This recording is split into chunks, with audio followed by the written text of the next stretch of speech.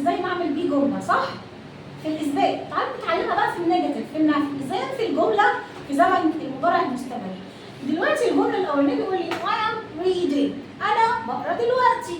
عايزه انفيها اقول انا مش بقرا دلوقتي حالا، مش بعمل كده. فاقولها ازاي؟ هحط نوت بعد ام او از او ار، هحط نوت بعد ام او از او ار. فيلا كده نعمل نيجاتيف للجمله دي I am reading. يلا نحولها للنفي. هقول ايه؟ I am not reading. هقولها ايه؟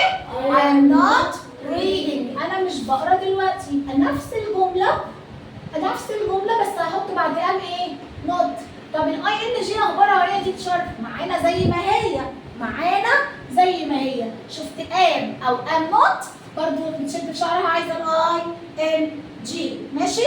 طب يلا نعمل الجمله دي. هي از بلاينج. يلا اعملها لي نيجاتيف. هنقولها ايه؟ انا هكتب لما انتوا تقولوا.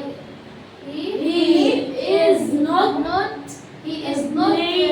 playing. شاطرين، بس بلاش نقولها is not، نقولها isn't نقولها بالاختصار. اوكي؟ يبقى هنقول ايه؟ he isn't. هي دي النوت، بس دي اللي فيها apostrophe. اوكي؟ he isn't. الاي ان جي اخبارها ايه؟ معانا برضو. يبقى he isn't playing. طب الجمله الثالثه we are cooking. احنا بنطبخ. يلا حولها لي من نيجاتيف. احنا قلنا نقولها ايه؟ حملها لي اختصار. يبقى we aren't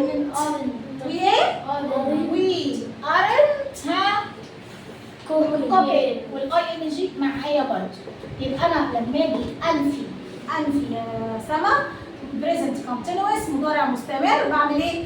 بحط نوت بعد ام او از او ار. فيري جود.